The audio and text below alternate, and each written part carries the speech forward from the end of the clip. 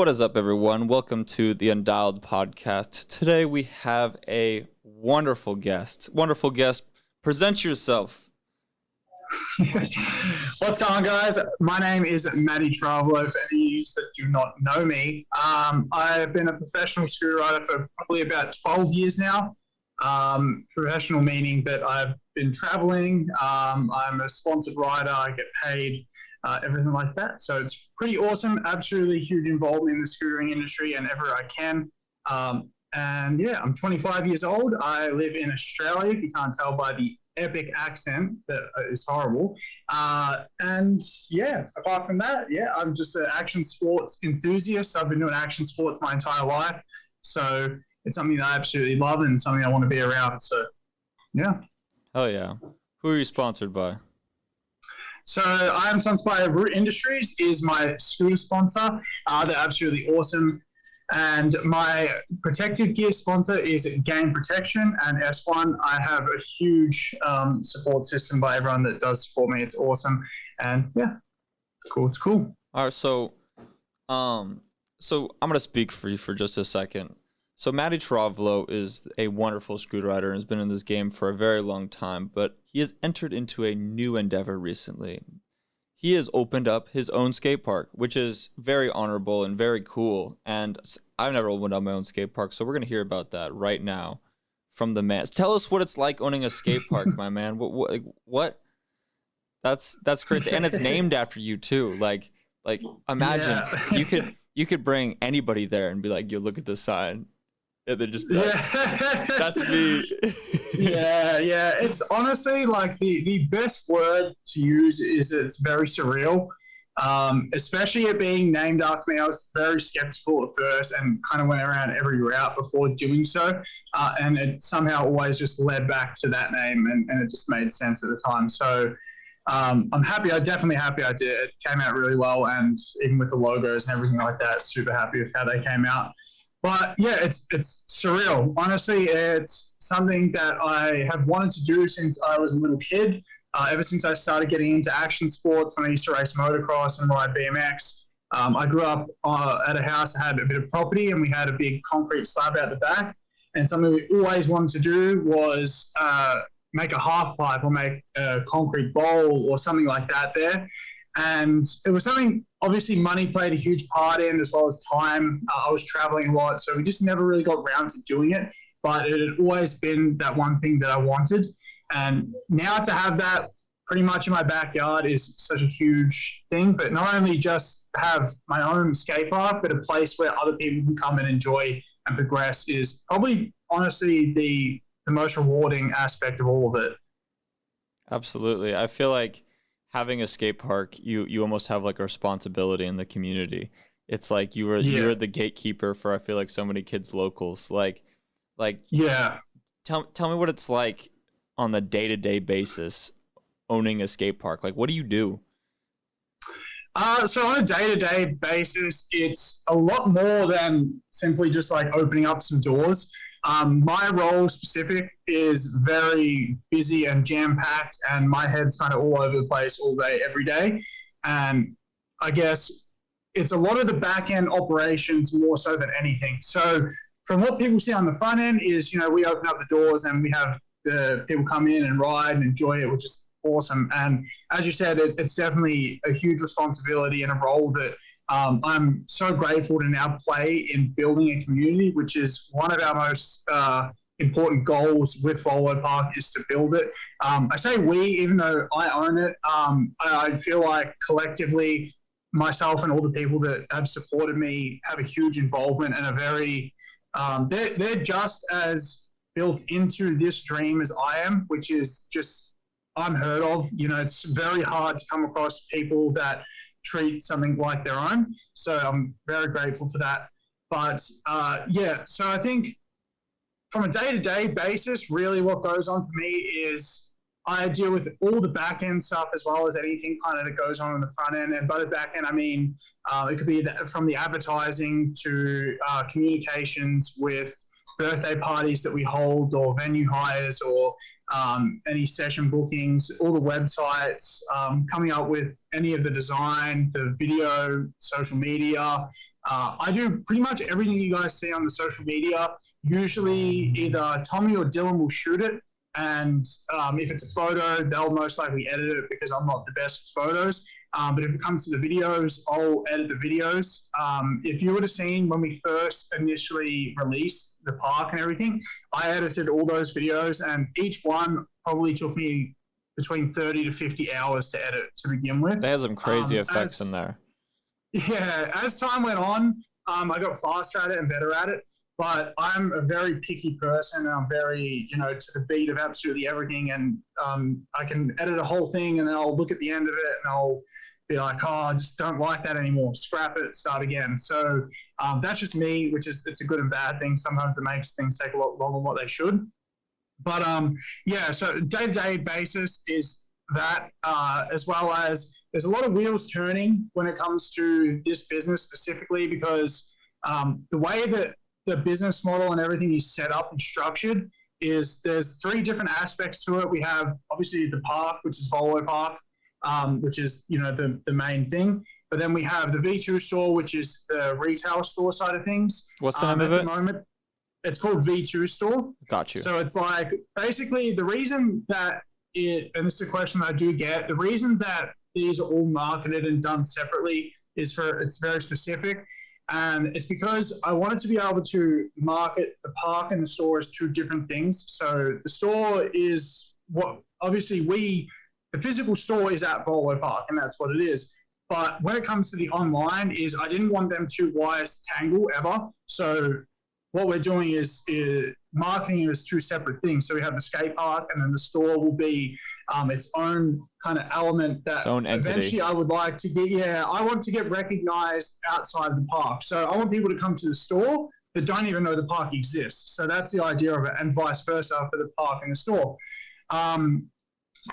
Also, good timing. I've just finally found someone as a full-time worker for the cafe. So I actually when I built the skate park and the reason it's in the spot it's in was very specific. So the area is a very busy industrial area that has really good frontage. If you look at the front of this building, it does not look like a skate park. You would never in a million years probably guess that there's a skate park inside of it. It's a very professional office-like looking building. And that was for the reason that I wanted to open up the cafe. And I have the permits and got all the permits to open that up individually outside of the skate park. So that can open and serve to all the public. So as this is a busy industrial area, like I mentioned, a lot of tradies, a lot of office workers and everything around this area. And I've now just got a full-time worker to open up that cafe. So that cafe will run independently, and that's called Volo Cafe. So that's another thing that's separate to those other 2 things. So it's almost like 3 businesses turning at once in one area.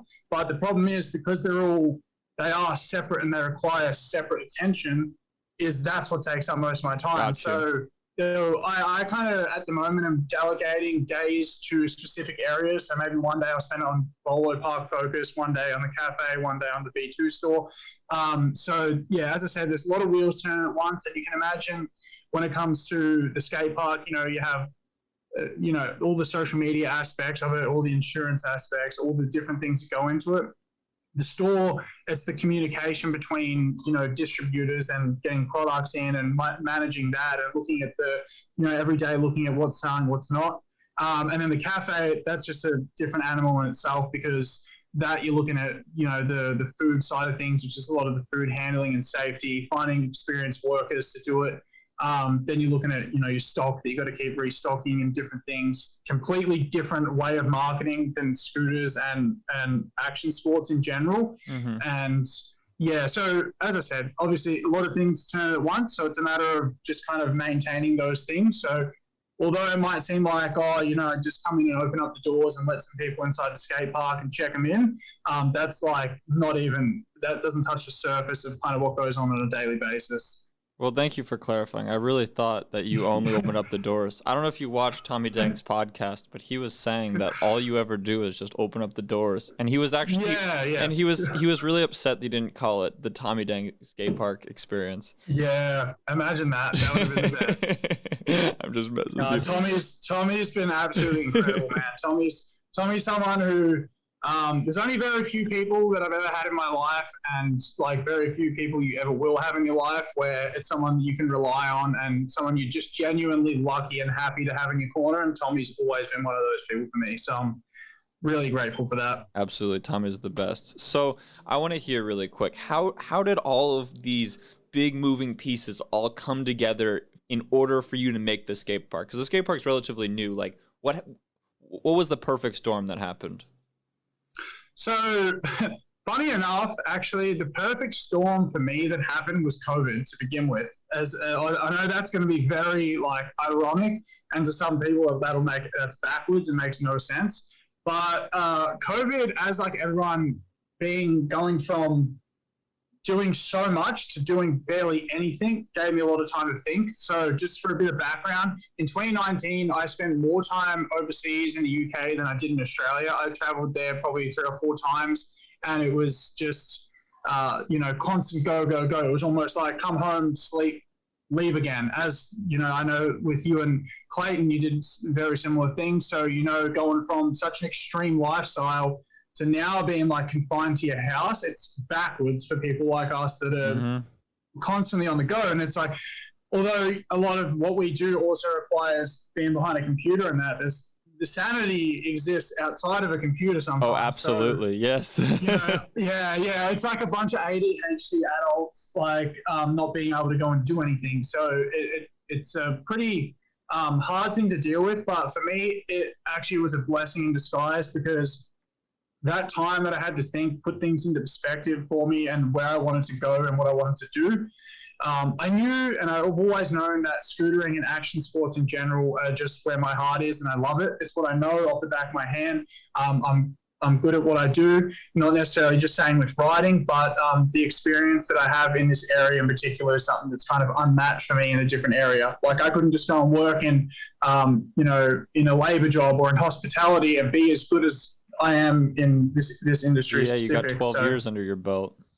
Yeah, exactly right. So even though we don't look at it like that's work experience, because we just did that growing up, that was natural. It really is work experience. And not only that, just everything that's come with it, the way that, we can talk on camera and the way that we can talk to parents and kids, it's a huge benefit that we didn't even realize existed until we get a bit older. So, but as I said, yeah, I'm 25 now, so it was time for me to start kind of looking at where I kind of wanted to go. But mind you, at the time, I was actually only 23. So this is like 2 years ago nearly now. We're going into when this all first started. Okay. So basically, yeah, COVID happened. And then I needed to figure out how I was going to do something where I could stay in the industry. So I was working with Root Industries full time. I was working 38 hours a week for them, doing their social media, team management, as well as some distribution communications overseas,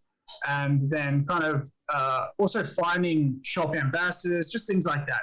Everything Root Industries I tried to have my hands in, which was awesome. I'm super grateful for that position, and they were incredible to give that to me. And the amount of experience that came out of that is actually incredible too, even the management side of things and everything. So that was awesome. But I knew with that, it wasn't something that I wanted to do forever. It wasn't something where I was overly enthused about the thought of that being my life forever now.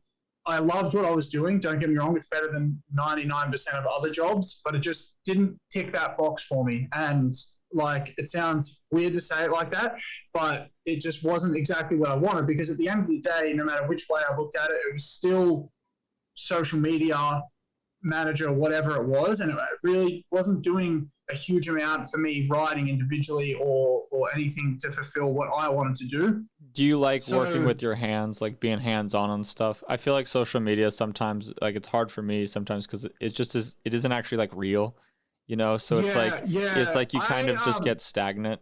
But I feel like, I don't know, in a skate park, I remember when Clayton and I were building AZ Grind, it was a very hands-on experience. Like, yeah, it's very much like get your fingers dirty, like get your hands dirty.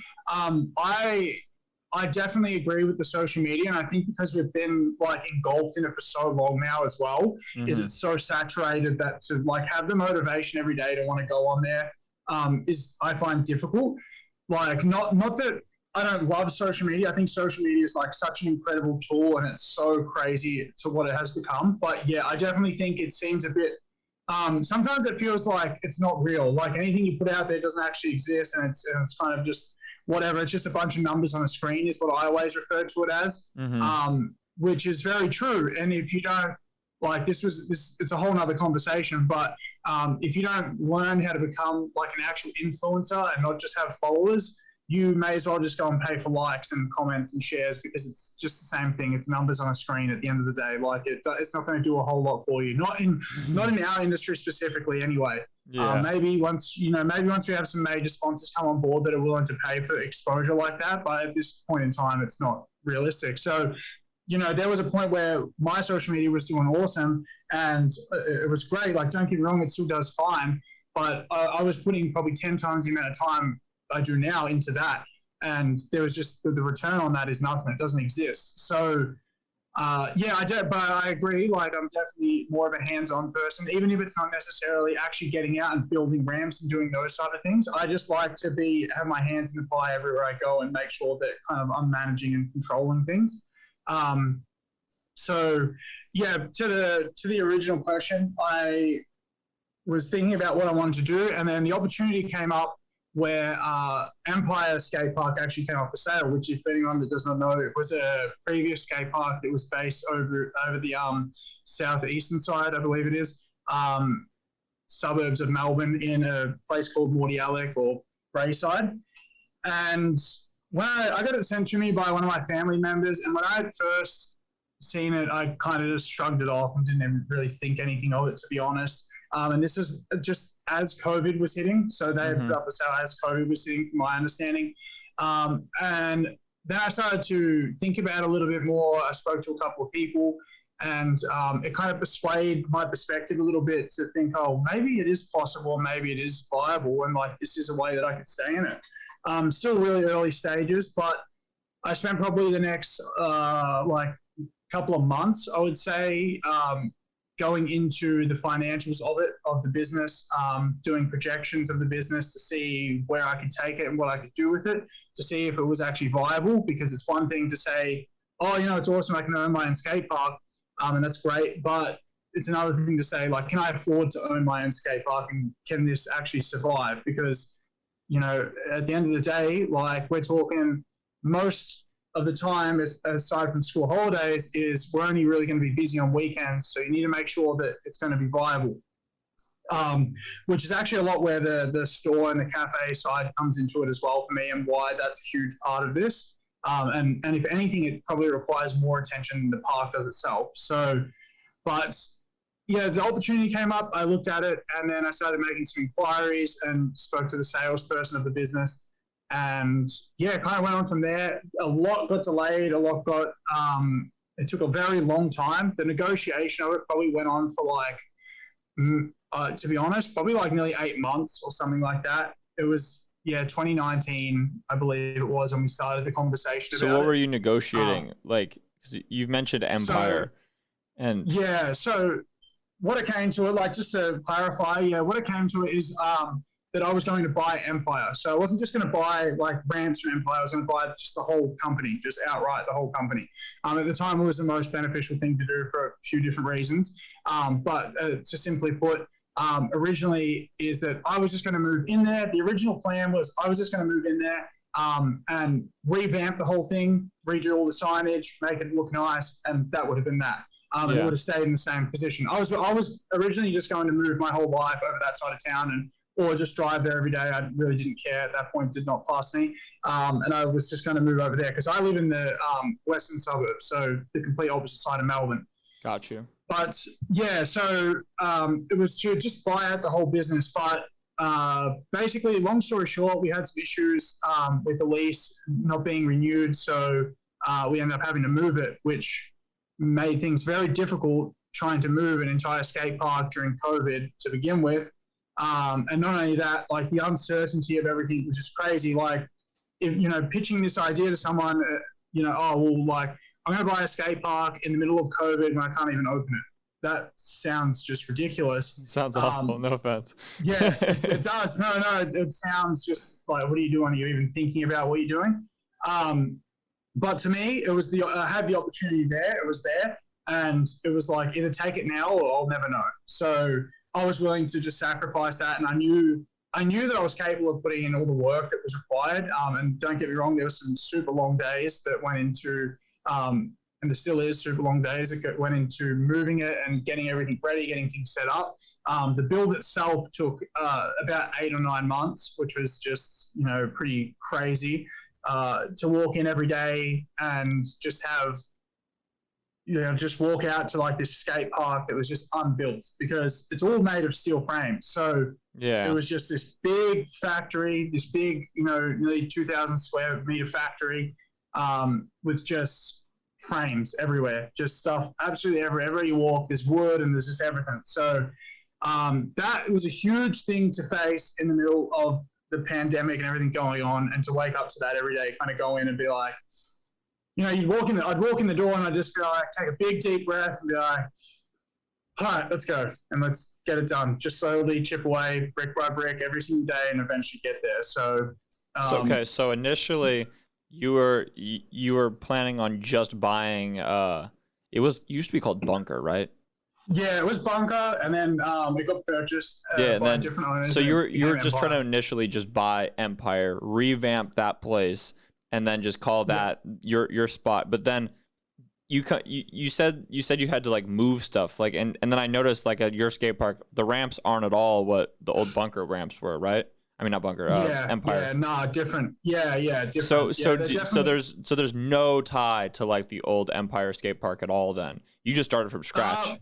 Yeah, so this would be considered as like a completely new business, regardless. Like if you like to put it this way, if you went anywhere and like it's all new accounts, it's all new, absolutely everything. If you went to a bank, they wouldn't even recognize that it was the old business. But Empire closing was kind of your like foot in the door, like what got the idea in your head. Yeah, exactly. That's what to me was like, all right, there's an opportunity there. It's possible.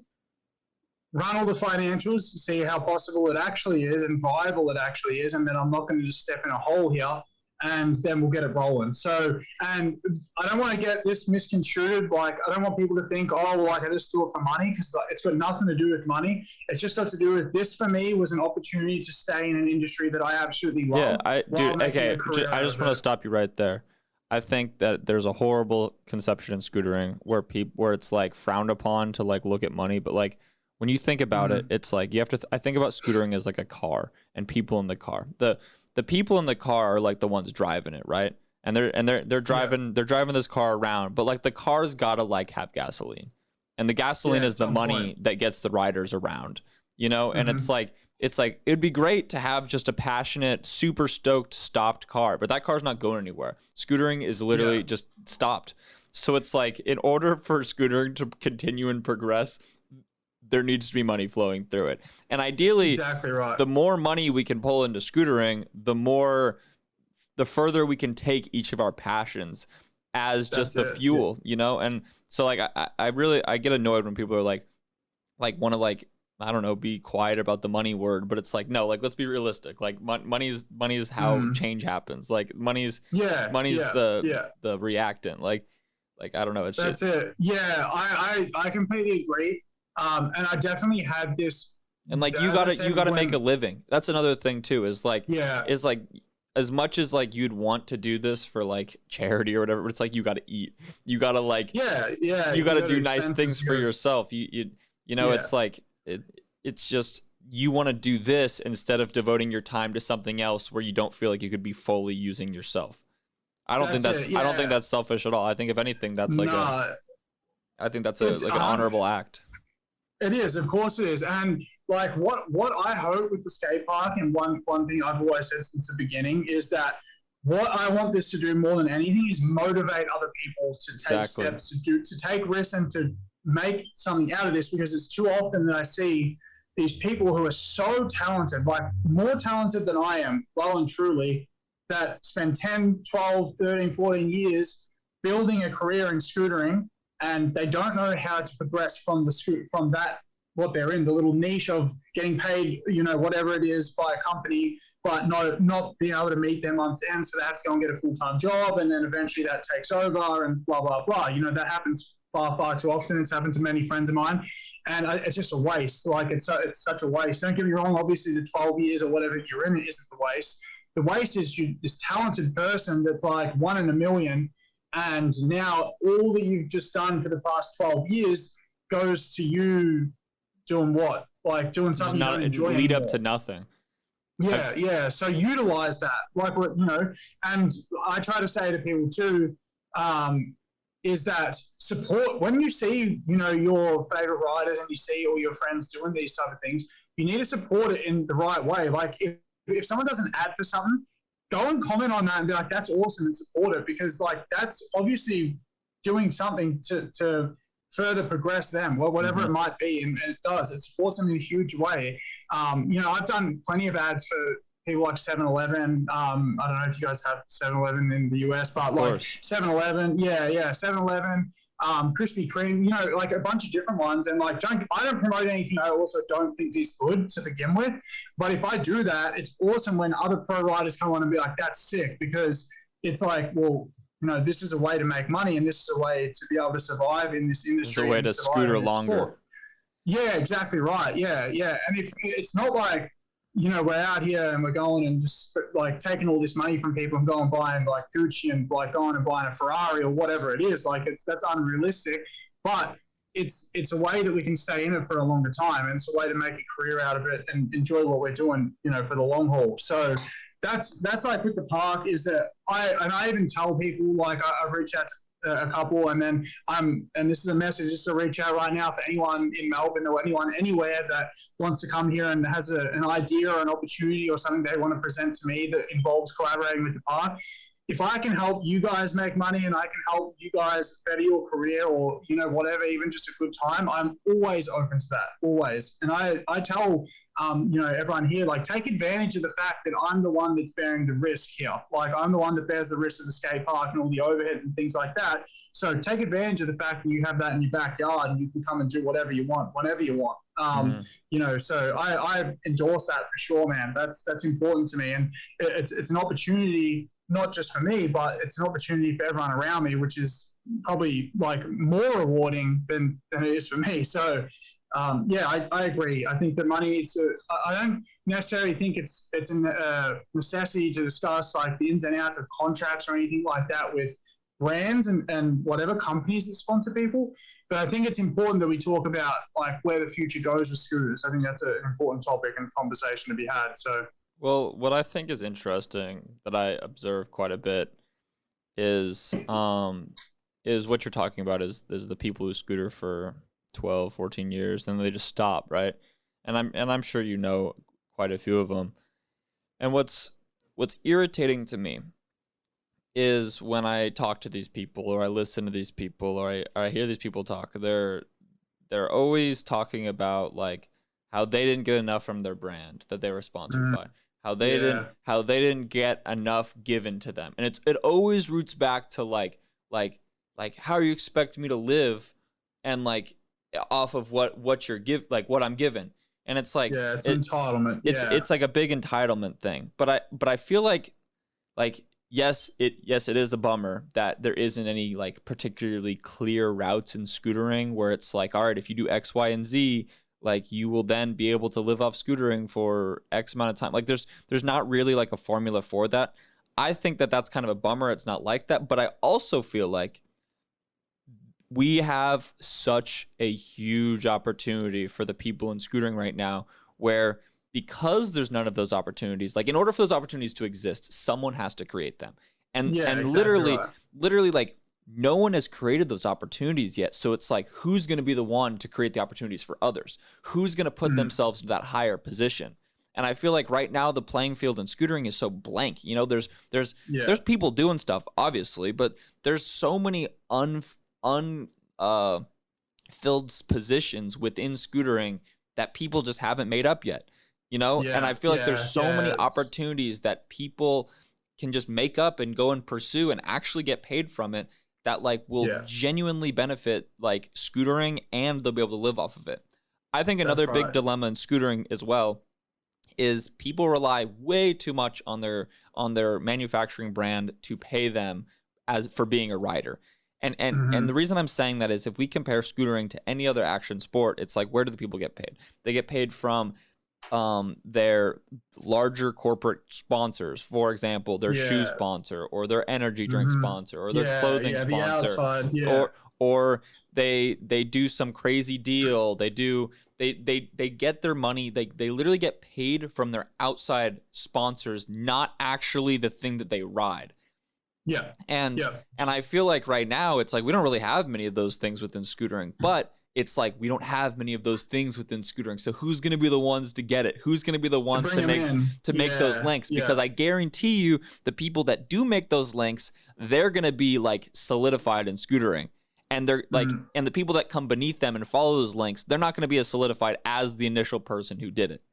So like, I think that there's plenty of room to complain in scootering saying, well, like scooter riders aren't getting paid enough. There's not enough opportunity presented in front of me, blah, blah, blah, blah, blah. Like, yes, that sucks. But I feel like if you look at it from a different perspective and just look at like how blank the playing field is, there's so many opportunities. You just have to make it up.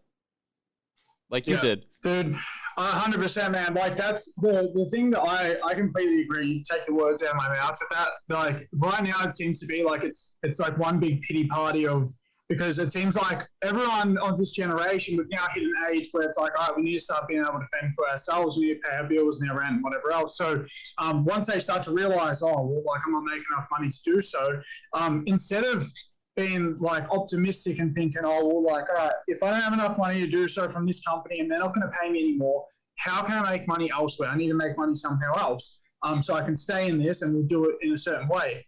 So what's happening, instead of people trying to like figure that out, and mind you, like when we're talking about this, we're talking about people that have tens of thousands of followers on social media that could be utilizing that, you know, like, and there's many industries where they don't have that. So like we're just fortunate with that, but like instead of it being like, all right, how am I going to do this? It's I'm just going to throw a pee party, and it seems like everyone's jumping in. It's an easy route to take. It's easy to complain. The problem is to be able to get these other opportunities. It means working. It means like real working. It means not just go to the skate park and try some tricks, and if you don't land, keep trying some more tricks and whatever else. And because like that's one kind of work. And don't get me wrong, I've done that for years. I know how physically and mentally draining that can be.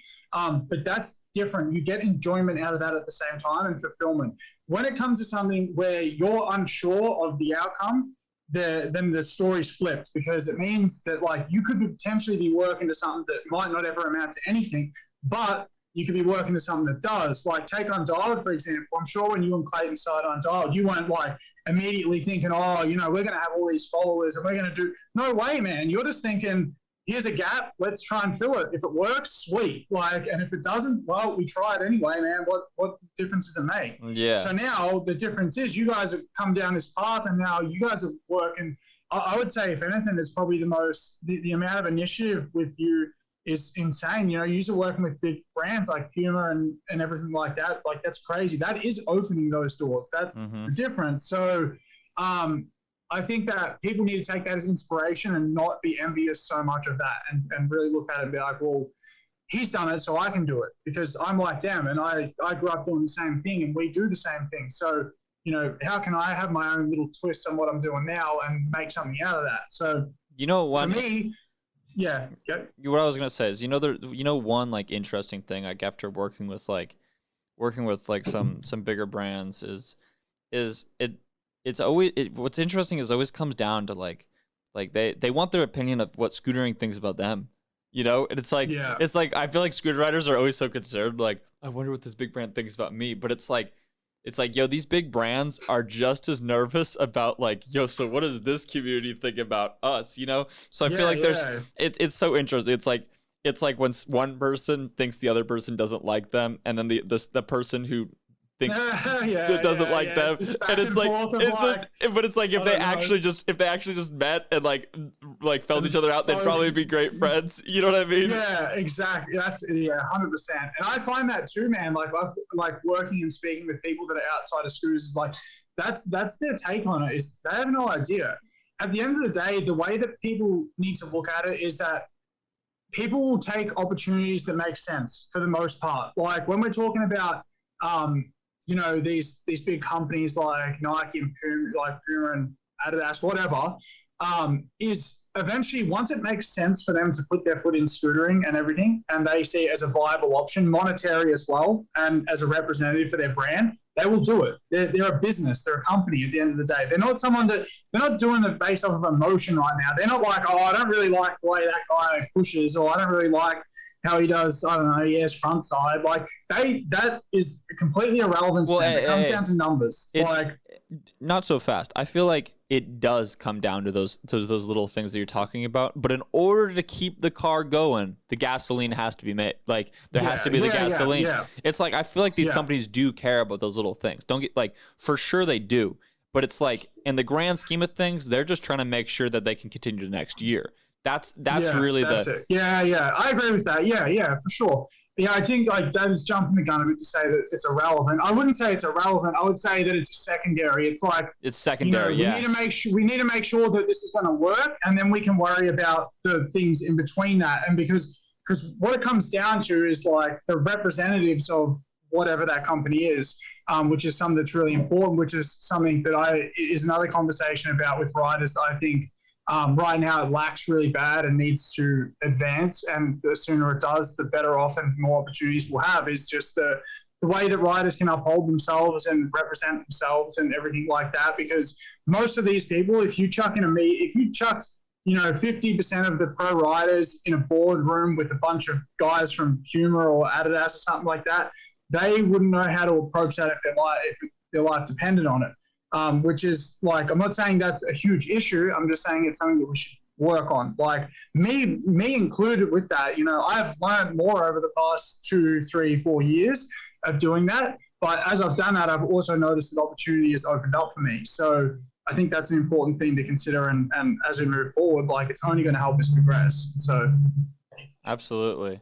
I feel like what's interesting is like, if you like every single pro rider knows how to pick a thumbnail for Instagram. You know what I mean? Like that's easy, but I think that's because it's taught by example. Like I wonder like I don't know, action sports is tough because I feel like scootering is the rebellious sport of the rebellious sports. So it's kind of like not really within scooter riders' natures to like be super presentable. Like one of the most presentable scooter riders I feel like there is like Austin Spencer. Like he's, I feel like where he really shines is just like how presentable he can be. But it's like teaching somebody a skill like that is something that I feel like isn't something that's emphasized enough within scootering. Like it's not like seen as like an important skill, or if you do have it, then you're seen as like this or that.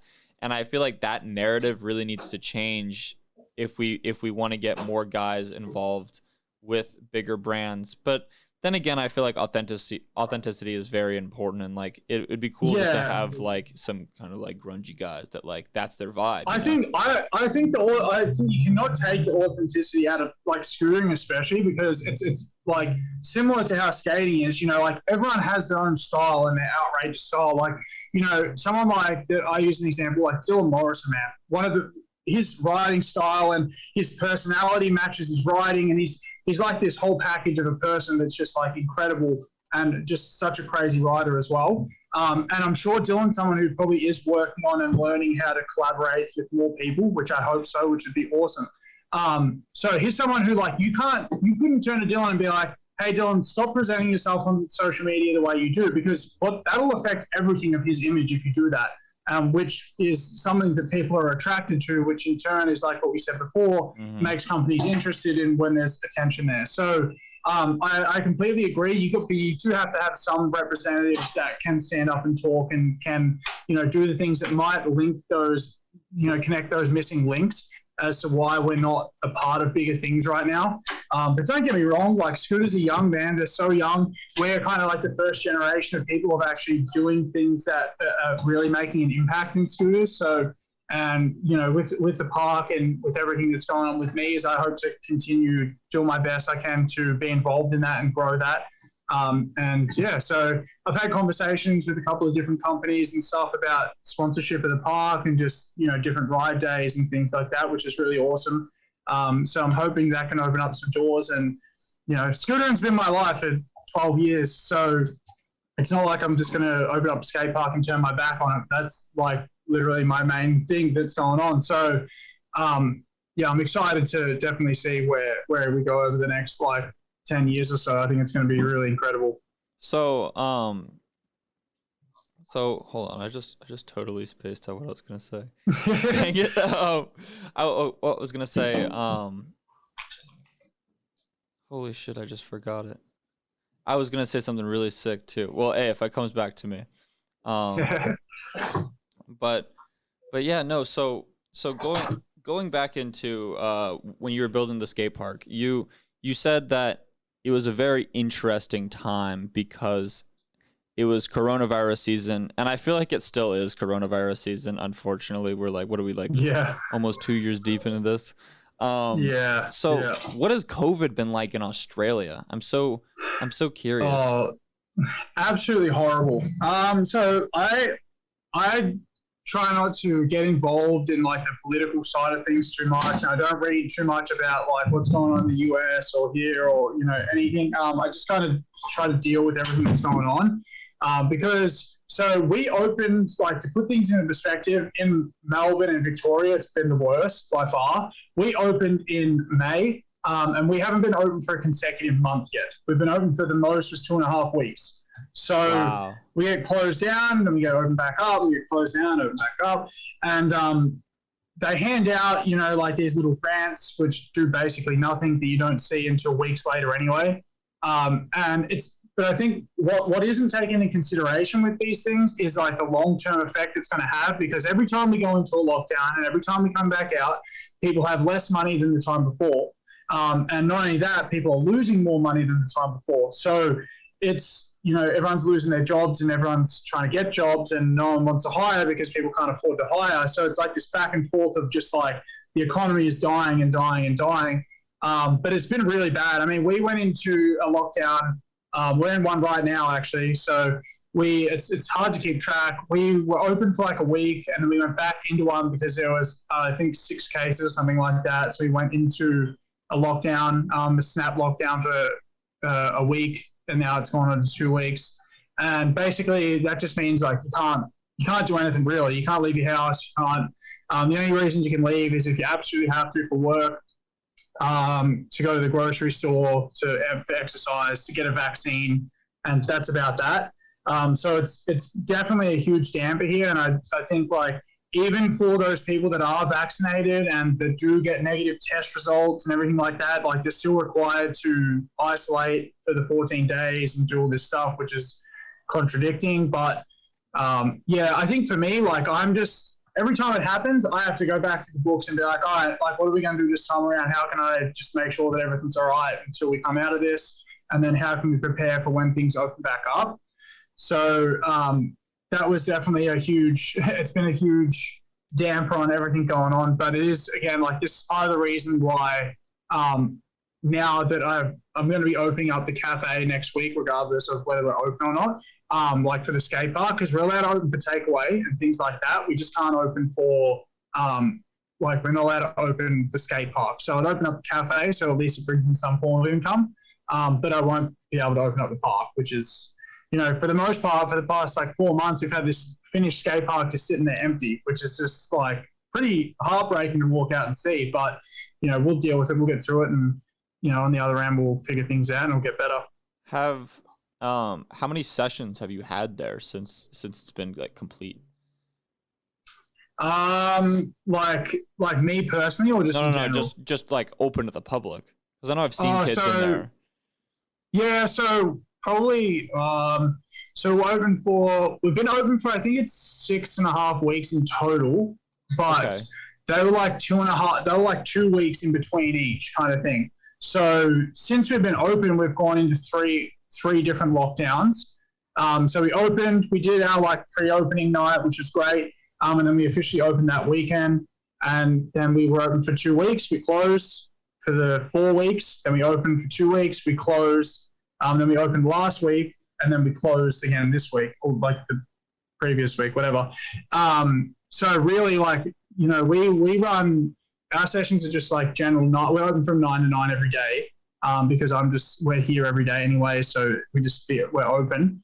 But I don't know exactly how many sessions, but our sessions just run in 3-hour increments. So the problem is like it's been hard to organize and do certain things, like events you can't really organize because you don't know how to structure around it, which makes it hard to look forward to things and plan around things.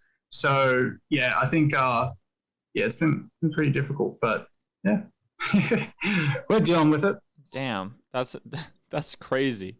So you said you have like 3 primary things within your skate park. You have the skate park, Valdo Park. You have your cafe, roller cafe, and you have V2, your scooter shop. Yep.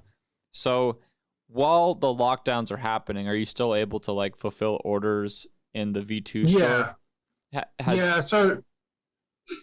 Sorry, go ahead. So I was just curious, like, is that just what you've been doing? Yeah, so generally throughout the lockdown, we can still come in here and do that and send out any orders. And also at the same time, like I come in and because like I'm allowed to be here because I'm also a sports professional. So like that's what I'm classified as personally. So I have come and done some filming and done things like that, got social content, like because we're allowed to do that because I can't do that at home. So the rule is you can't you only go to work if you can't physically do it from home. So if I did it from home, I'm sure the landlord of my house wouldn't be too happy. So it's breaking all the walls. But so I come here, obviously do it here, and then just fulfill any orders that come in, and that's fine. That's all good to go. But yeah, it makes it difficult because there's so much. It's so unstructured that it's like this in and out constantly. And then people don't really know. People also don't really want to spend money because they don't know if they're going to have money. So it's like a difficult thing to do and go through. But I mean, like I think like for the future, as we start to open up and as things start to get back to whatever the new normal is going to be, I definitely think the business model and everything that I have set in place is good and it's going to be able to work. It's just a matter of getting through this like difficult phase now. Got you. So COVID in Australia, like what are the lockdowns like? I know I've heard like you're just not allowed to leave your house unless you're going on a walk or like going to grocery store or like very select things. Like, have you known anybody that's been like caught for being outside? I don't know if I know anyone like personally know one, but I know like friends of friends who have gotten fines from like just being outside or being outside of there. So like the thing is you can't leave 5 kilometers from your house. So it's like maybe like 3 miles or something like that. Yeah. So you're in like a bubble of your house.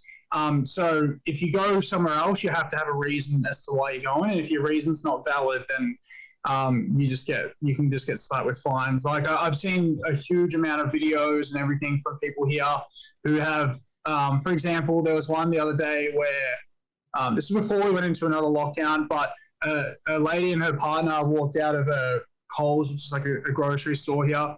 And as they were walking out, they pulled off their mask as they were walking out. You only needed to have it inside at this point. And there was a copper sitting out the front and just fined them straight away, both of them, for doing that. Even though they'd worn it the whole time in there, as the automatic doors are opening, they're pulling them off and then they get slapped with a fine straight away. So it's pretty ridiculous. Like they just opened up now what's called regional Victoria. So that's like the countryside of Victoria. And basically if you travel to regional Victoria from like Metropole, which is like Metropolitan, which is where I live, and you don't have a good reason, you get like a super random number, but it's a $5,424 fine. Don't know why that number specifically. I'm sure there's a reason for it, but that's like really a lot of money. Yeah.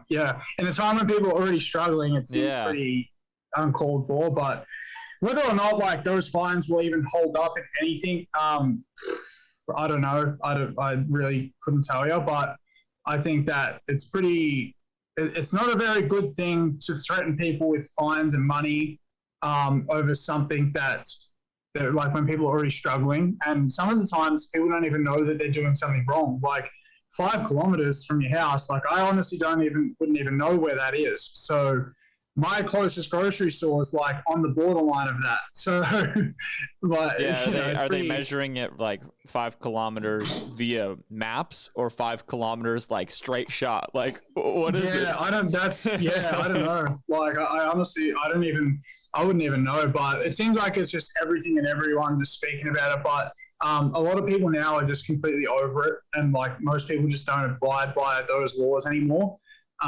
Or whatever they are, but they don't really care for it. Every time, we've had to cancel probably, I think we were supposed to have 4 birthday parties the weekend just gone, and then we were booked in for another 4 this weekend. So that's 8 birthday parties that we have to reschedule, and everyone that just calls me up, they're just like, this is just a load of it now. They're over it. They're sick of it. They just want to move on and like be able to live life like normal. So it's extreme here, though. It's pretty extreme, like especially in New South Wales and stuff right now. Like with that, people have started doing these big protests, and they get like the police all organised these protests, and it's pretty, it's crazy. It's not a good place to live. I know a few people who have actually moved to like Queensland just because they're over the lockdowns in Victoria, because Queensland's a little bit better.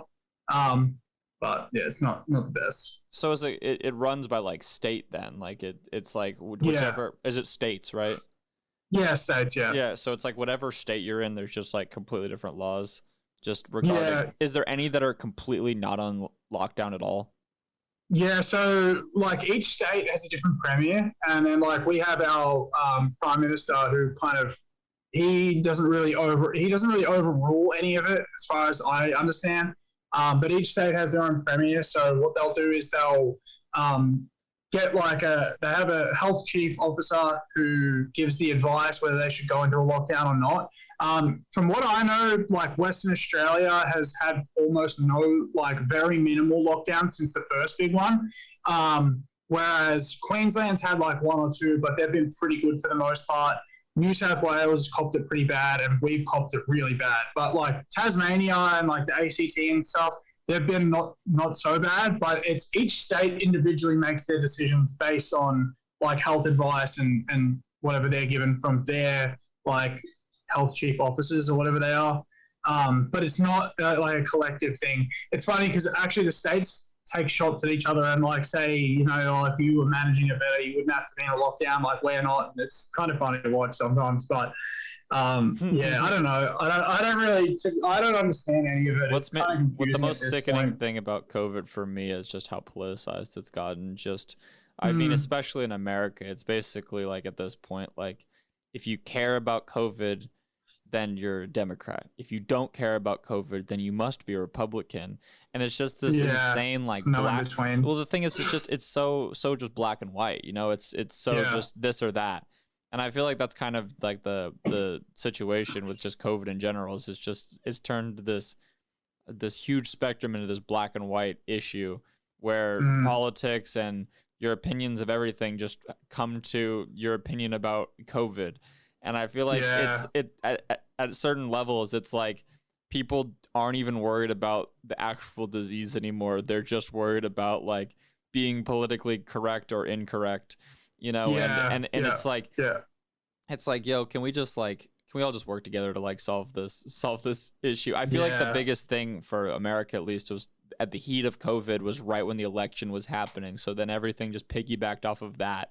So it's just a big storm. And then how like American politics trickle down to everywhere in the world, so then it's like dude, 100%. Yeah, it's become like I feel like it's divided people more than we already were before. Like it seems to have like what's happened. It's over here it's the same. It's very similar. It's like you either have one, either like you're 100% for vaccines and doing the right thing, or you're just not at all, and there's not an in between, or there is an in between, just people don't think it exists. So like you either agree with them on everything or you don't agree with them on anything. That's the way most people here look at it, which is like, dude, for me, I'm just like I just want to open and run my business. I don't care about all this other stuff. I'm happy to abide by whatever it means that having the social distancing and things like that in place. There's no issues with that.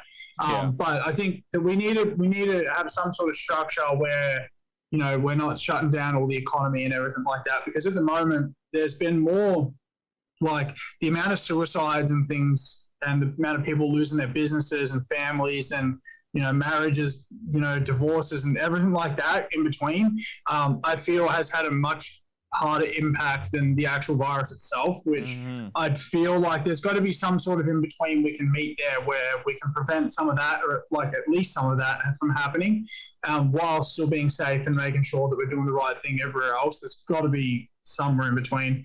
I mean, like, I'm not a prime minister, I'm not the one running the state, so I can't make that decision, but I'd hope that whoever is in that position can kind of, start to change up their way of thinking or something.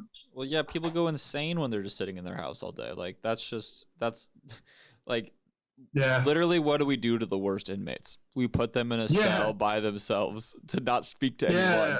We socially distance them. And it's like, what are we doing to like our general public right now? We're like, literally, like, we're kind of doing that in a way, but it's like, I feel like some of the same mental patterns come into play. Like, I feel like humans, we have these amazing senses. We have these amazing ability to like interpret the reality around us. And it's like, if we're not using those things, like, we get sad. It's like, this is our job. This is our job to use our senses, use our bodies. Like, humans aren't meant to sit around. We're meant to like chase animals and stuff. Like really. Yeah, exactly. And it's like, when we can't like figuratively chase our animals in life, when we can't go out and like experience new air and just like new situations and meet new people, I feel like that's where it gets potentially dangerous. And I think one reason that they're justifying these social distancing and these lockdowns so much, the reason they're able to enforce it so much is because of the internet. But I feel like also they can justify it too because of the internet. They can say, oh, well, you shouldn't feel like you're lonely because you can just Zoom call. You can just Instagram. It's unrealistic to think that that's going to help anything. Yeah. And it's like sure, that's an alternative. Absolutely. But I feel like there's like this certain level of conversation or this certain level of human interaction that can't be replaced with even a video chat that's live, or even just like seeing social media posts. Like, I feel like humans, in order to be a human, you have to have that social interaction, which is why I think it's human contact. Which is why I think that people fall in love with action sports. They go to a skate park, they find their community, they find these people to be around, they feel this energy, and it's like that's what really ultimately hooks them. Sure, they love the activity that they're doing, but what hooks them is that friendship. And I feel like when and I feel like everyone kind of, depending on where you are in the world, I feel like everyone kind of has their own little tribe like that. And when people can't be with their tribe, it's like people start thinking irrationally.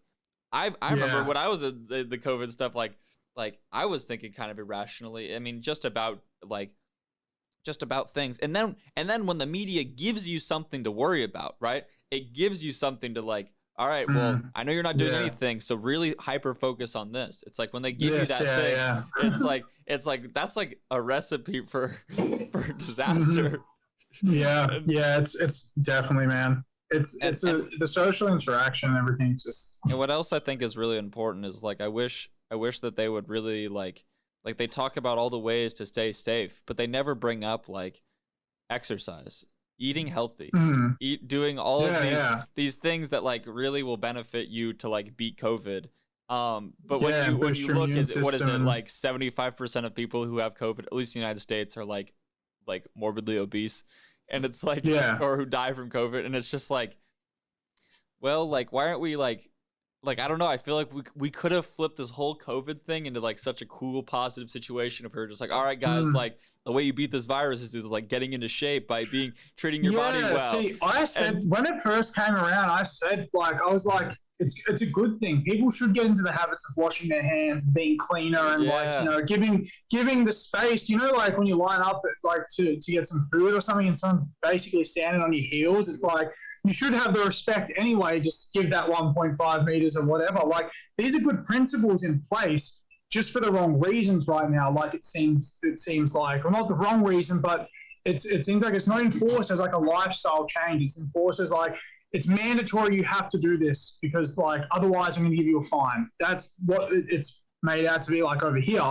Whereas like, as you said, like promoting healthy eating and promoting things like washing your hands, they're good things. They're not bad. They've always been good things. So yeah, you could put a flip on this and say, well, if you start eating healthy, like how about build up your immune system and build up these things, so if you do get it, you don't just go straight into hospital, and you actually have the strength, and you're healthy enough. And maybe that's something that long term sticks. That would be awesome to see. But yeah, it's the same here. Like most people who are hospitalized or that die from it are like 80, 90 years old. And it's never, someone my age or anything like that. I'm not saying it's not possible. I just like statistically, all of them are in old nursing homes or things like that, and they get it. And it's the same way as like with the flu. Like, so it's, yeah, it's a confusing time. I think what you were saying, the human contact and everything is a huge part of just living in general. And like our homes are supposed to be the place where we go to feel safe and we feel, at home. Like that's the idea of it, not trapped. Like it's a place we go by choice and the place we live and, go about our day. But now it seems like because we're like enforced to stay in our homes, we start to resent them more and more and more. And you start to resent the people that are around you more because you're trapped with people all the time. And yeah, it becomes just all over the place. Like we had recently, when we came out of last lockdown, you're allowed to, so you couldn't have anyone at your house, not a single person at your house, but you can go and meet up at a cafe with someone, like up to 100 people. So it's like I can go to the cafe around the corner and meet like all my friends and family, but they're not allowed to come to my house at all. Not allowed to step foot in it. So yeah, I mean, there's some inconsistencies there, which is just a bit disturbing, but at the end of the day, what do you do? I feel like all we can do at this point is just hope that the COVID situation at least kind of goes away. My biggest fear is that like we're gonna have scars left over from this, that people will not be able to see a future where the certain elements in play that have been created during this whole mess won't just continue. I agree with that. That's my biggest fear of this whole situation. I think, I genuinely like to believe there's brighter days ahead of us, and things will continue to get better. I feel like that's the only way you can think about life, right? But I don't know. I really hope that things in Australia, at least, because at least in the United States, like everything is pretty much open. But I hope for you guys that things just kind of go away, so that way you won't have to reschedule birthday parties, and that way you'll be able to really get the full advantage of your skate park. Yeah, for sure. Like I say hopeful and positive. I do think that eventually we'll get to a point where we're open and we're running like normal. Even with just a few months under our belt, where we can start to set things up and get some things and systems in place, would be awesome. And yeah, like my goal eventually isn't just to have this skate park. Like I want to eventually do more things. So I want to be able to fulfill those goals in this lifetime, and that's for sure. And yeah, it's just a matter of, in order to do that, unfortunately, I need the world to be open. So we just got to fingers crossed that we do keep things open and we can be open, and eventually, we get the ball rolling to some sort of new normal. I understand that it's not going to be what it was before COVID, like probably never will be, and that's fine. But it's a matter of like at least adapt to some sort of new normal, not one where we're kind of, in and out, in and out, in and out. Because it seems like every time something happens, every time another lockdown's announced, it's like this big, weight on everyone's shoulders again, and you can see it in people. Like, and it's sad, man. Like, I'm someone that's a pretty mentally strong person, and I think to go through something like this with everything going on as well is like you have to be. You don't really have a choice. But there's some people I know and I can see that just like don't cope with it so well. Every time this happens, and it's just unfortunate. But yeah, so hopefully we get back to something. But in the meantime. So tell me about some of your future goals of your skate park. Like where do you want, like what aspirations do you have for that complex? I'm sure you want to eventually host contests, but beyond that, like what else do you want to do? I'm curious. Yeah, so obviously with contests, when's this going to be out? Because I can say something, but I don't know when this is going to be released. Tomorrow. Maybe not. Anyway, if you'll see it on social media, we have something that's going to be hosted here, which is really awesome. Definitely awesome for a good jump start too, to be so early on. So one of the things is we've just pretty much finalized a major sponsor for the park, which is going to have to remain nameless for this time. But it's something I'm really excited to be working with. I think it's going to be really awesome. That has been going on and negotiated for a few months now, so big sponsorship for the skate park. But my goals for the actual skate park and business in general, I set it up the way I did to be very specific, and that's with how I mentioned earlier about the cafe and the store and the skate park itself, because I wanted to set up a sustainable business model to where I can duplicate that. So once this is on its feet and up and running, my goal would be to go and make one in another state, and then go and make one in another state after that, and then another one after that, and keep going as long as I can. And eventually I would really like to expand it so it becomes a bigger and bigger entity, so it could become something like Woodward one day, or something like Adrenaline Alley, where it's just beast of a place. But in order to do it, it needs to be, set up in the right way as well. So that's why we have the skate park and then the store, which will be able to maintain itself. And then you have the cafe on top of that. So wherever the next ones would be, they'll be in very specific areas, the same way that this one is, to make so it's a sustainable business model as well. And it brings in a good amount of money, and it can be, can exist, and we can expand it. I have big plans to add and change up things at this park in general too. But looking like further to the future, kind of like the 5-year plan, would definitely be to open up one, if not a couple more, in different states. So, okay. So have you ever thought about this? I think one of the most important things about skate parks that I've at least realized, from my own looking at skate parks, I feel like the skate parks that succeed are the ones that discipline themselves in several areas. For example, Rampworks. I'm just gonna use Rampworks for example. They have their great skate park, but they also do a lot with online sales, and that's kind of like their main thing, or at least where they make their money. For you, I think you have an awesome idea in place where basically you have the skate park, you have your shop, and then you have your own restaurant. Have you ever considered, because I know some skate parks here, they have trampoline parks, but trampoline parks, that takes up a lot of real estate. Have you ever considered putting in a workout facility? Like a fitness center. So that way, way parents could go drop off their kid at the skate park and then go and work out. So that way it's two birds, one stone, same place. Yeah. So it's funny you say that, because there's a couple of different areas where I would like to explore as things expand. For example, where I have this factory now, next door is almost like an identical looking factory. It's just on the opposite side, but it's in one lot. So my landlord owns both of these. And my biggest goal would be to eventually be able to just buy both of these factories and have one as a skate park, one as a gym next to it. So it'd be one complex, just beast of a complex, where it's a full gym facility, and then be able to have the skate park as well. But alternatively, I think definitely moving down the track and seeing the most difficult thing that it comes down to is the building specifically, and then what sort of risk you can take on versus how long it's going to take for things to start coming back in, where you can start to pay those bills off. Because obviously, if I went and rented out, some crazy size facility, and then I can't fulfill the overheads, then that's not going to last very long. But I think that having multiple, especially fitness, what you're saying, multiple different wheels turning into one place is such a good idea.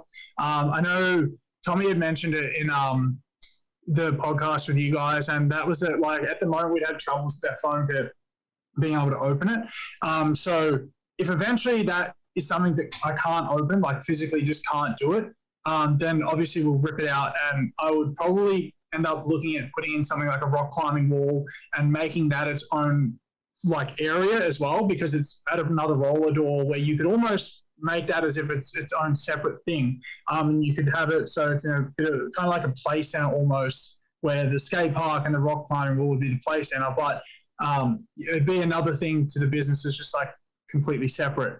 The way I look at it, the more avenues that you can hit, the better it is for sure. But I definitely think with the thing with the parents would be absolutely awesome. And I did definitely think of that.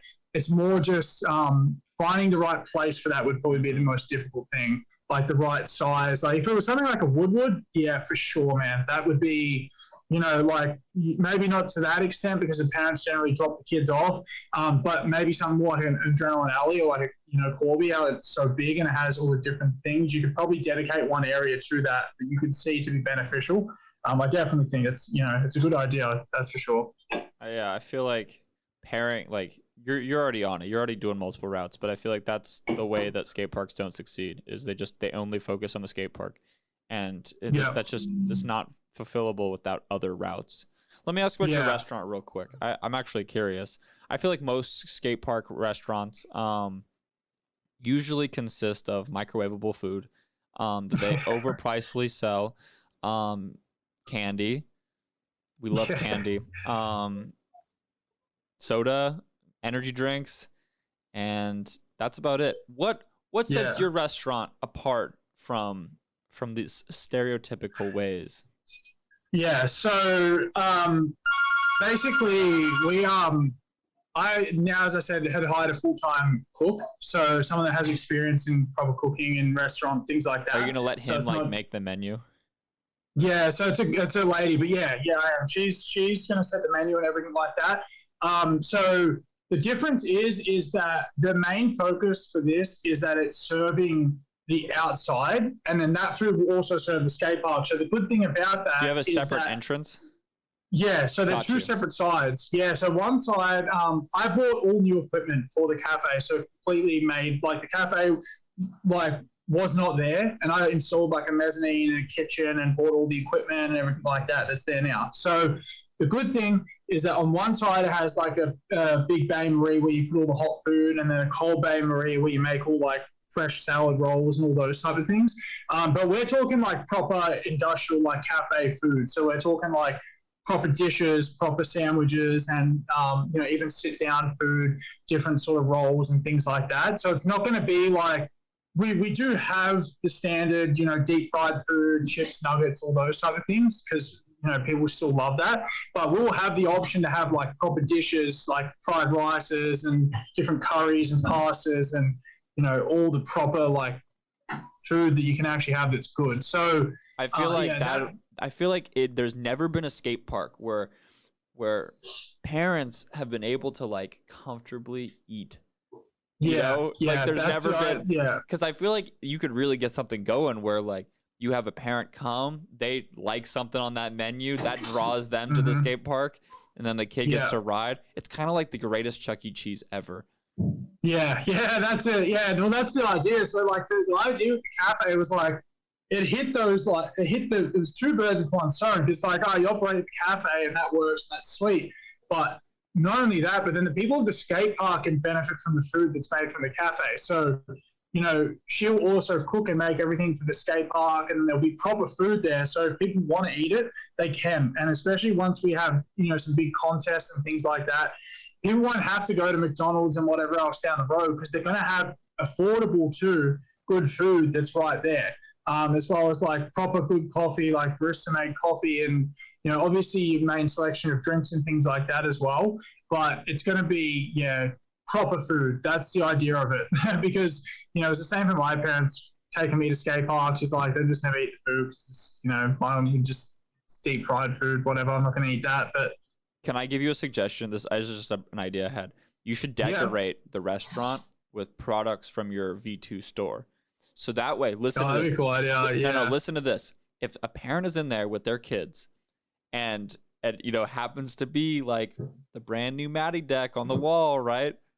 While they're sitting at dinner, he could be like, "Yo, Dad, see that deck that's like right above your head? that's the deck I really wanted, you know? That's a good idea. Yeah, and yeah. you could basically like, you could use it as a showroom for your actual store. So that way kids can work their parents up in conversation while they're eating. That'd be hilarious. Yeah. Oh, it's the best time to do it as well. That's funny. That's a good idea. That's really good. And see, dude, they're the type of things where like it gets the wheels turning up here, and you're just constantly thinking about, and like it's endless opportunity. That's the best part about it. So, yeah, that's awesome. I love it. Another thing too that I thought of is hypothetically in the future, if you did make a fitness center. I know, one, you're really tuned in with fitness, right? After living here in beautiful Arizona with Sky to the Body. Yeah, dude. When you lived here with Sky to the Body, and you were pumping iron. That's what you were doing. I know that's one of your passions. So I feel like what you could really do is you could specialize the restaurant into making health conscious foods and like workout foods, and you could even sell like a signature like Ceravolo protein shake, you know what I mean? Something goofy. So that way people go in there, they go to the cafe to get prepped, they then go work out while their kid is scootering, and then everyone meets up at the restaurant for dinner again. That'd be amazing. Dude, yeah, that's it. That's the full circle, man. And you know, like the best part about it is that like with those ideas and things like that, it's such a cool concept that I don't have to ask anyone to do, like, if I can do that, you know, like, that's why I love it, because it's so hands-on that I can just be like, oh, I want to introduce this, I want to try this. If it doesn't work, whatever. But I don't have to go to all these heads above me to say, can I do this? Oh, yeah, okay, let me check with him. Yeah, actually, yeah. And then it's just like, whatever, let's try it. Let's try it now. Let's do it right now, make it. And, you know, if it works, it works. If not, we move on to the next thing. All right. That's like the beauty of that.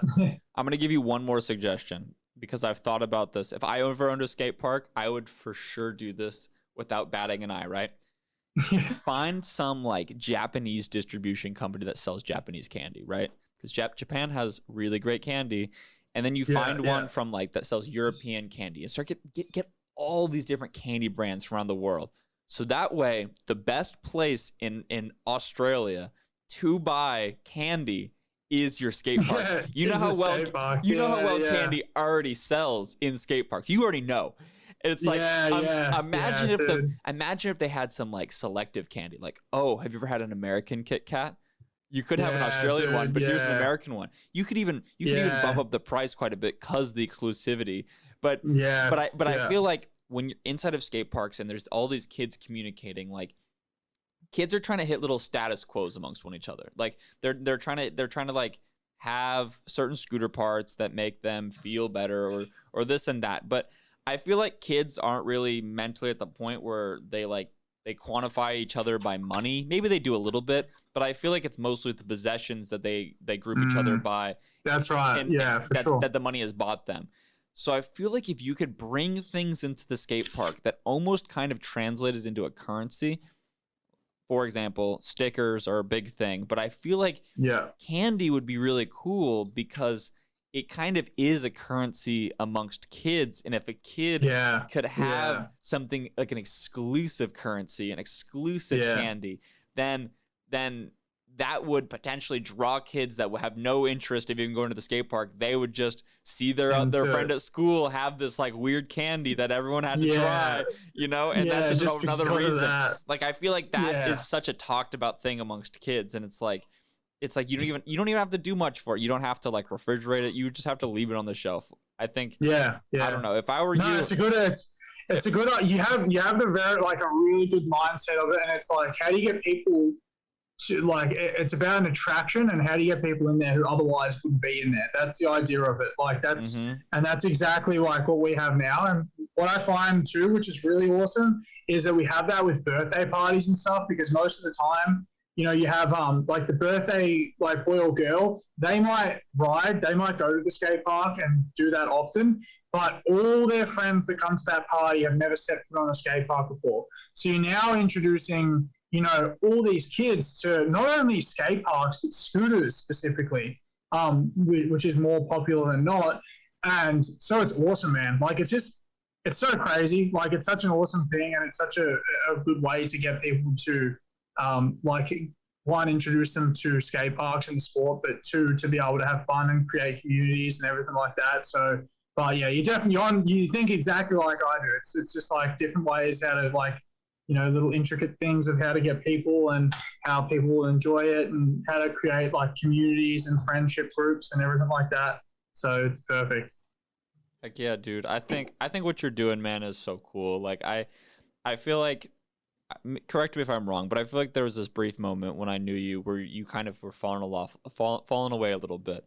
And then you had this like hard revitalization, like you're like, I am back, I'm here to stay. And I feel like the decisions that you've made from that moment, like I think the first biggest one was like being a part of Root and like doing Root. And then now like I feel like doing something for yourself. Like maybe like if I feel like maybe in the past for you, Root was kind of like the number one thing, but I feel like for you now, it's like your skate park is obviously the number one thing. Root's just kind of like on the side, like not that you don't care about it, but it's just it's prioritized second tier.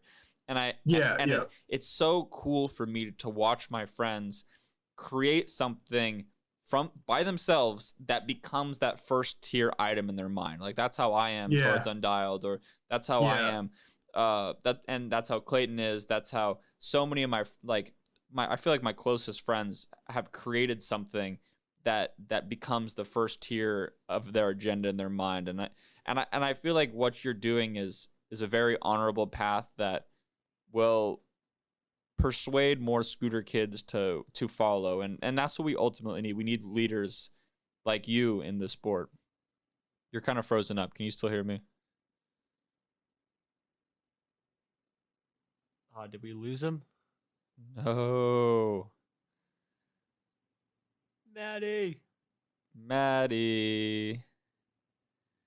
It's left on kind of a funny freeze frame. He looks really serious. No. All right, let's see if he rejoins. Dang, he wasn't lying. This background does look good. Yeah, it does. We did good. All right, Madison, where you at? Maybe his laptop died. I hope not. Sheesh. See if he just DM'd me.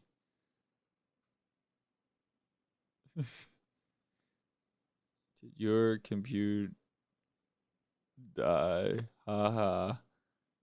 I don't know why I put haha at the end of it. I wasn't even laughing. It was just like a fake laugh. Ha ha ha ha. Yeah. Honestly, it's been a good talk though. His light's green. Yaga. Uh-oh. Is that on Facebook? Is that Instagram? iMessage? Oh. Whoa. Did your pooter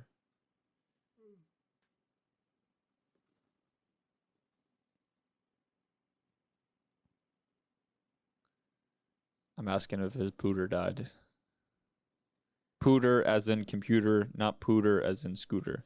Dude, I will say though, I'm pretty stoked that he's actually doing a restaurant. I didn't realize he. Yeah, I had no idea. That's badass. Every time I hear restaurant, I think of like the Adrenaline Alley restaurant. It's not really a restaurant. It's a restaurant. I just don't feel like they have anything that's like exclusive to there. Like it's not like there's an Adrenaline Alley dish. I hope True. there's the Ceravolo ratatouille. Ooh, that'd be pretty good. Or like the Valo sandwich. No.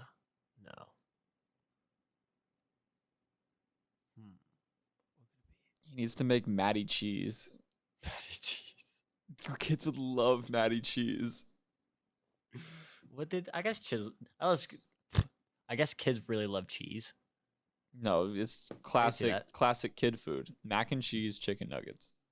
Like string cheese, maybe? No. Classic kid food is mac and cheese, usually Kraft mac and cheese, and dino nuggets. This is true.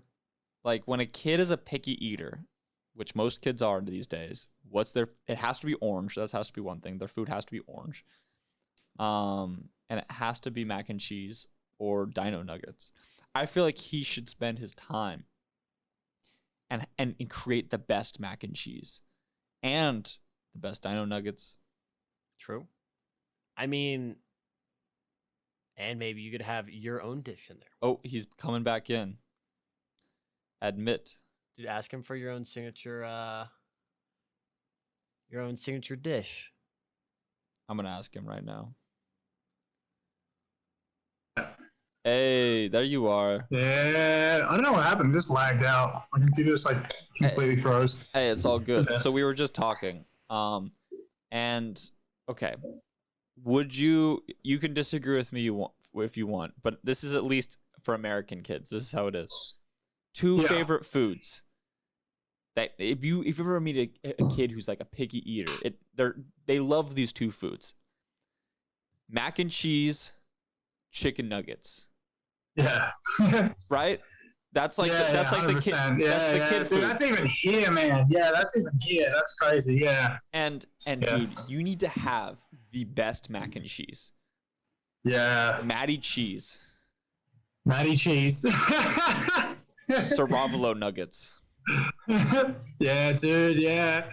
Like just a particular sort and just do something to them. You just need to. Yeah. Have you ever heard of dino nuggets? Yeah, dude. Like the little dinosaur ones. Like What- how it's what if- shaped. What if your cook could like get a dinosaur cookie cutter and just cut out like a thigh and make some really good dino nuggets? Oh, bro. Yes, that would be mad. That's a good idea. That's a good idea. And then some like real craft, like some not Kraft mac and cheese, some nice like I'm talking mac and cheese with some cheese they put it in the oven so the cheese like melts on the top. It becomes like this whole little ornament thing. Yeah, dude, 100%. Yeah, and it's crazy because like I bought this thing. It's called a combi oven, and it's like super expensive, but it basically is just next level the way this thing cooks. You can cook anything you want in it. So it's so perfect for things like that, like especially mac and cheese and like any sort of chicken, you can literally cook toast in it. It's stupid, but it's insane. So we're definitely, dude, yeah, it's a good idea. Mac and cheese. Matty cheese. Matty cheese. And Bolo nuggets. and then you need to Nuggets. really like you really need to focus on the bullshit too. And I know this sounds silly, but you need to have like a bowl, like an oil slick bowl. I swear, have an oil slick bowl that like only the mac and cheese comes in the oil slick bowl. Yeah. then- Yeah, just so they do. That's a good idea. And then That's there needs- a really good one. And then there needs to be like some, on like certain nice cocktails, they have like those little umbrellas or something like that. Yeah. It's like you need to yeah. have your own little variation of like an umbrella that gets stuck into it that then the kid can then take home and like have his like little like knickknack. But it could be like a 2 cents thing. Yeah. Dude, it's just like people specifically order things because of like what comes with it. So for example, I went out to dinner, this is ages ago now, and they had this thing, it's called a kitchen sink, right? So it literally comes out, it's like a lot of food. It's like chicken and potatoes and all this stuff, right? But it actually comes out in a kitchen sink, like a proper kitchen sink. And you eat it out of the kitchen sink. Like, the only reason we ordered it is because it was in a kitchen sink. Like, we didn't really care about what was in it that much. It's just It's funny like pineapple because it's a fried kitchen rice. Same thing. It's like, does the fried rice taste like pineapple? Maybe a little bit. But you're getting it in a pineapple. Like, so of course you're going to spend $10 more on it. Yeah. It's just an iconic thing. Just to say you did it at least, Far out. You need 100%. You need to have some sort of like, what if you had something like the scooter deck and like you had like a scooter deck as like a plate or something like that. A plate or something. Yeah, dude. How would you? Yeah, that'd be possible. Imagine that. Scooter deck, cut out like a little thing in it, cup holder thing on there. Fajitas. Hey, you guys got chilies over there? Yeah. So the certain dishes that come on like it's like a pan that's still sizzling. Yeah. You need to like throw a scooter deck into the oven and then bring that out sizzling. Yeah, sizzling on the. Oh, that would be the best. We have that here for sure. They're the best. Fajitas are the best. Dude, yeah. That's mad. Dude, Is that like that's the thing is there's just so many ideas, man. There's so and the best part is like you can just do whatever. And like if it works, it works. If not, then like you just move on to the next idea. Like that's the beauty of it. So I definitely think that, you know, being able to have it that way is incredible rather than having to go to all these people to get approval for this and this and this. Like that becomes old pretty quick. So and another thing you should definitely do is you should always do lock-ins on Mother's Day and Father's Day. Absolutely. yeah. So that way you are the place to have their kids be dropped off at, because you know Yeah, that yeah. they don't want their kids there for that. Have a lock-in. yeah. Have a lock-in so the parents Specific can on have a those break. days. Yeah, yeah, literally. It's not a bad idea. Dude, yeah. There's this skate Yeah. park in America called Ollie's Skate Park that was in Kentucky. I don't know if you've ever heard of Kentucky Yeah. before. It's where KFC Yeah, came yeah. from. Yeah. And this place was insane. I want you to think about this for a second.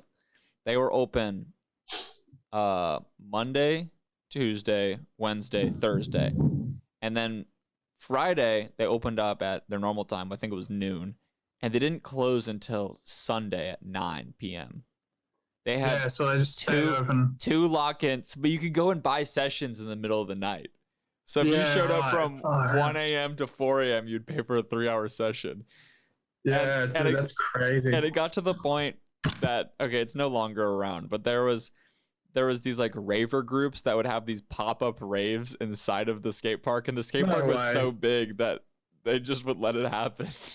That's insane. Well, no way. That's crazy. Yeah. But I can only imagine that'd be a logistical nightmare, actually, like doing that. Yeah, yeah, it'd be pretty hard to. They Yeah, had- like over here, they're strict on a lot of things over here. That's the problem. Yeah. Like noise levels, music, and times you can be open and closed and whatever else. Like it's pretty full on. Like that's where when I speak about some of the back end stuff, that's like what you deal with. I don't even know if I'd have it in here, but like the amount of documents and stuff that you have to go through. I have a book that's probably about this thick of just like permit and legal related things, and it's just like I had to read through all of it, and like it's a nightmare to deal with just some of the stuff on there, like just getting certain permits to do certain things. Everything has to be a certain way.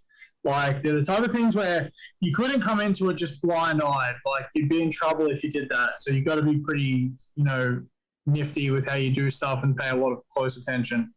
But Absolutely. Well, hey, Matty, I'm gonna wrap it up right here, but I think we've had a really awesome conversation about at least your skate park and what you've been up to, and I think it was really cool to hear about just your perspective on things. I had no idea about the restaurant, neither did Clayton, so it was really cool hearing about that and just your future aspirations. And honestly, I'm sorry you have to deal with COVID at the level you do, but I promise that all of your endeavors right now will pay off. You just got to keep doing your thing. But thank you so much for coming on, man. I appreciate it. yeah, that's all right. Anytime. Always a pleasure. Maddie, also, where can we find you on the socials, bro? On the socials. All right. So on the socials, just at Matty Ceravolo on pretty much everything. And yeah, then obviously follow Volo Park. It's just VOLO Park. That's all over social media. And through there, you guys will be able to find like the V2 store as well as the Volo Cafe and everything. So yeah, we're just doing we've got a lot of things going on in the back end. Another thing to look forward to too is that we actually filmed and documented the entire process of building this place. So I'm right now working on the official, we call it the reveal video, even though it's already been revealed. And that's just kind of like a whole edit recap of it all and like a bit of background of it. And then we have another 12 videos that are already finished and ready to upload following that, which kind of recaps the build of it. So that's like a day by day. You said before about kind of like what goes on throughout a day-to-day basis. A lot of that is in there. So you'll be able to see kind of this place turn from what it was to what it is now. Well, awesome. So I can't wait to see that, man. That's going to be so sick. Yeah. Hell yeah. Well, hey, thank you so much for coming on, my man. We appreciate you. The whole scooter community appreciates you. And till next time, my man. Easy, man. Thanks so much. I'll speak to you guys soon, all right? All right, man. Peace.